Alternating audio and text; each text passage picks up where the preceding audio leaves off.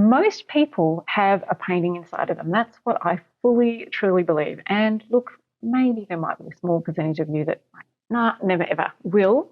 But today I am going to go through 4 sort of categories of the types of painters, the types of people that decide that or end up painting. So there's all sorts of different categories, and you might be interested to see which one you're in.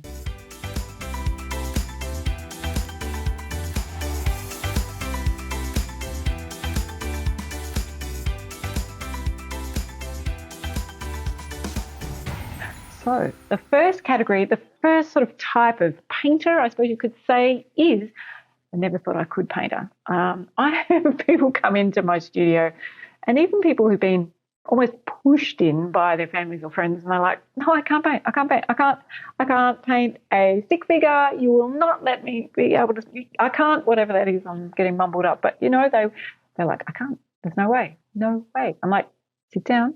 I will show you that you can. And then they're like, what the heck? What?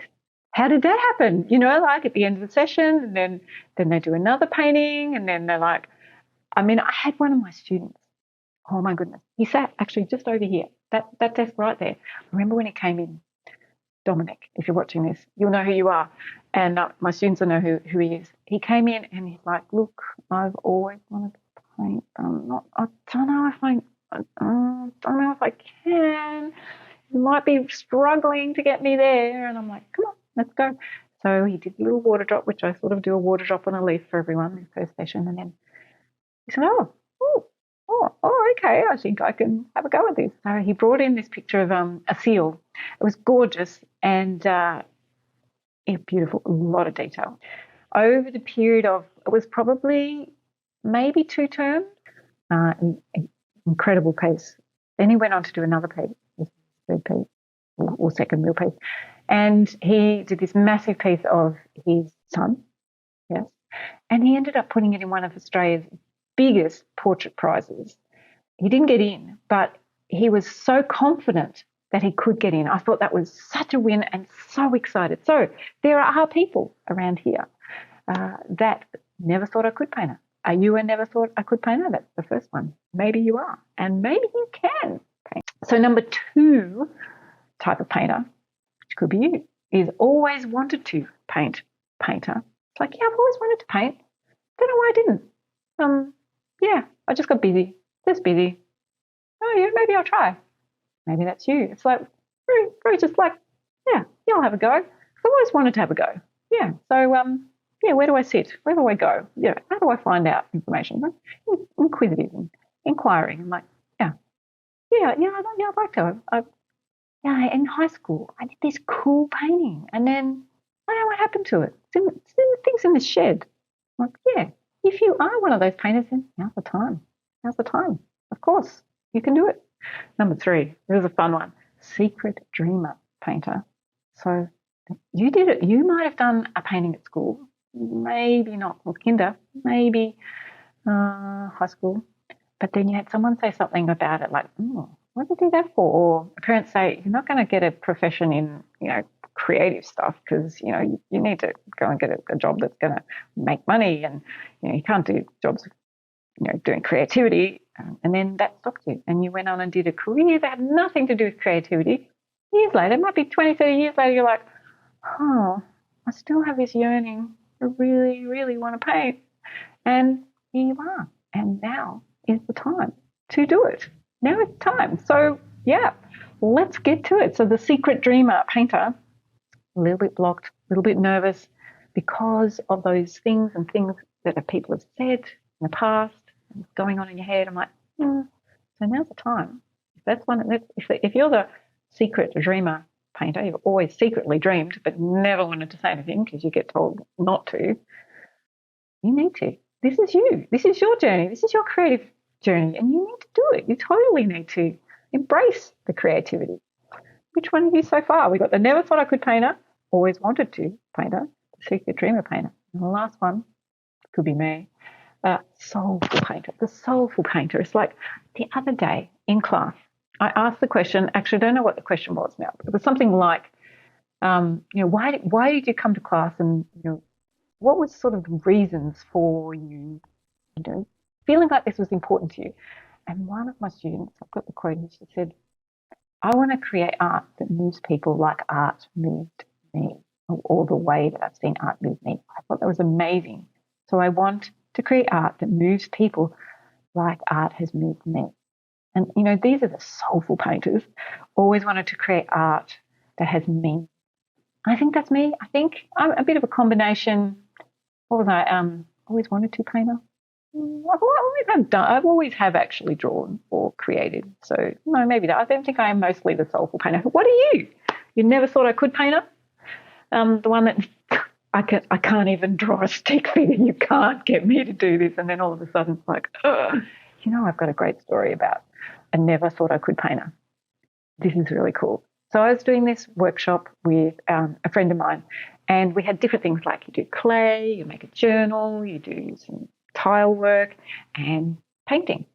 And she got dragged along by her friend, this person, and she's this lady, and she said to her friend, I am not doing the painting side. My husband will not let me even paint the deck. I have no painting skill in me. She did the painting exercise because everyone had to, and I made sure she did. Oh my goodness. You should have seen her face. She was like lit up. She's like, this is amazing. And she is doing paintings still to this day. I think she's in her late 70s. I'm sure she's in her late 70s. She only started like 6 years ago. Never painted before.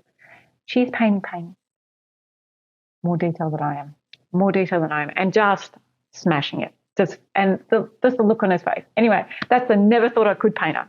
So it could be you. It really could be you. Oh my goodness. Or are you the always wanted to painter? Like, you just did that painting when you were in high school and you really loved it, and then you just went this way. When something happened, maybe you got married, maybe just a distraction in life, and you're just like, hold on. I did that a while ago, and I don't know why I'm not doing it now. So because of you, maybe that's you. Secret dreamer painter. Secretly wanted to paint, but people around you will make it really hard. Maybe it was a really challenging situation you were in your family. I don't know. But also people, maybe as a teacher that sort of saw a picture of yours and said, what are you doing that for? And then that was, I'm not going to ever do that again. But secretly, you wanted to paint. And the last one, which I think is mine, soulful painter, always wanted to create paintings that have meaning. So each of my paintings have a meaning. Each one of these has a story behind them. Maybe that's you as a painter. I just thought it was a little bit of fun today to think about all the different types of painters that you might be. Maybe you're a combination of one or the other. Please comment. Which one do you think you are? Maybe you're something else. Maybe I've missed something. But I think everyone has, including you, have a painting inside you. I had a really, really interesting time today listening to a lady who was talking about her painting. I'm going to read you a couple of her quotes that she said because I thought they were really beautiful. And she was a never thought I could painter, and also an always wanted to painter, always wanted to painter, and a bit of a secret dreamer painter. She burnt out pretty big time, and also during COVID was very lonely.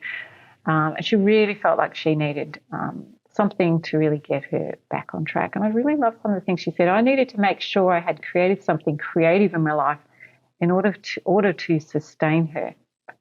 She chose it because she loved the photorealism, and that's what I teach, which is really makes you go slower. I love the photorealism because I had been through burnout. I knew that it was going to challenge me enormously. She wanted a challenge, which I think is really cool. Always wanted to paint. Always wanted to be challenged. Do you always want to be? Maybe I like a challenge. It's good because she knew that she would struggle with the detail, but she wanted to challenge herself to perfect it, which is really cool. And now she's saying that achieving, the paintings that she's done, she's up to her third one now. I meet those challenges, and it has a flow-on effect into my life. When adversity comes, kind of like my brain is being retrained into looking for creative solutions. And she says it's been really healthy for me. It's allowed her to take on other projects, allowed her to take risks, It's allowed her to start to turn up in ways that she wouldn't have in the past or turned up prior.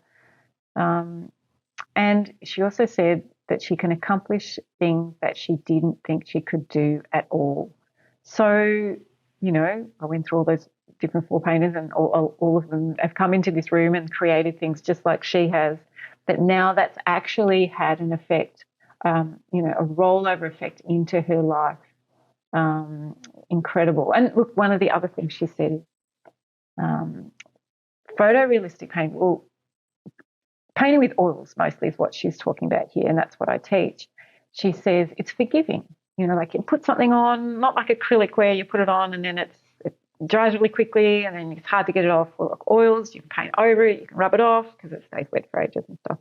So she was also saying here, another thing that is, I need to be forgiving of myself. She's proud of herself. I can see the changes that have occurred in me where I've been willing to take my risks into other artworks and into her writing. She's a writer, so she actually sees the effect of taking time, doing the photorealistic way, with painting with oils, going slower, learning the skills, and to really help her. It's really encouraging. So what else has she said? I can take more risks. It's kind of like something allowing me to hone in on the detail. She says it hasn't just been the mental side of things. It's had a flow-on effect to my physical. And I think, she said, it's because it's a physical creativity, which I thought was really interesting because I don't know about you, if you journal, I love journaling and writing, and it's very different if you're journaling typing. If you're journaling writing, there's something different that happens. I know that it's very powerful when you see something in your mind and you write it out. And she's saying that when I'm drawing it out, when I'm creating that out, it actually helps me be more creative. And something becomes embedded physically with movement, is what she said. And I think that's really a beautiful way of looking at that. So when you're moving, it's really important to move our body and to move your arm in a way that creates something that looks real. And also, I'm really big on people creating and painting things that they love. Really big on that. You paint a subject that is really powerful to you, like this one here of the koalas. That was my project during COVID. That's me on top of Mama, hanging on for dear life. In real life, that was actually a mum and the koala baby, were on the ground looking for water. So they were really thirsty. So, they were in trauma. But you during COVID, at that very beginning part, I was like, Mummy, I want my mummy. Like, what's going on? I don't know what's going to happen. So that physical, beautiful way of just expressing that out and to doing a piece, creating a piece, painting a piece that meant something to me really helped me process. Because especially with the way I teach and with photorealistic painting, it slows you right down. It's like, okay, my life is busy. I need to slow down and need to focus on what I'm doing now and also just process things. I've had both my mum and my dad pass away in the last 10 years, and it's hard. I mean, yes, they were elderly, but they were, they had sick times and stuff, and just being able to process grief. I've had other, friends and people pass away in my life too, and move on. Friends that have moved on, and it's been really tough. To be able to process that creatively has just been life-changing for me, and I am just so excited to see what happens for my students and what can happen for you. It might not be through any of my teaching or training, but if you go and do that creative thing you've always wanted to do, it's so fulfilling. So anyway, just thought that would be a bit of fun today to look through the different types of painters. Which painter are you?